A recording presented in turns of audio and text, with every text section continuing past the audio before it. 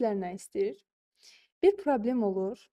O problemdə qadın çox emosional davranır. Deyir ki, gəl bu məsələni birlikdə həll edək.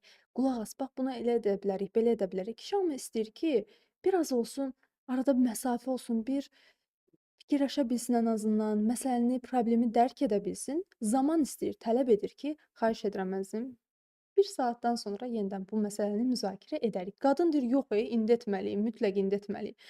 Kişi nəyə görə bəs bu həmin problemdən qaçır? Çünki narahatdır ki, qarşıdakı qadın emosional olduğu üçün bir yerdən sonra gəlib onu günahlandıracaq.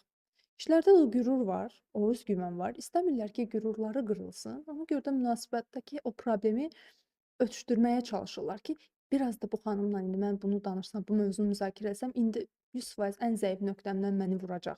Hı hı. Ondan narahatdırlar, qorxurlar. Ona görə də məsələni uzaldırlar və kişilər əslində bunu istəyir ki, ən azından hər hansısa bir problem yaşandıqdan sonra bir saat, bir 15 dəqiqə, yarım saat, çox yox, heç olmasa bir 10 dəqiqə olsa kişi öz fikrini toparlaya bilsin. Hı Qadın hı. o kişinin üstünə gəlməsin. Və Biraz siz orada huzur, rahatlıq istəyir. sanki daha belə yumşaq danışdınız kişilər tərəfdən.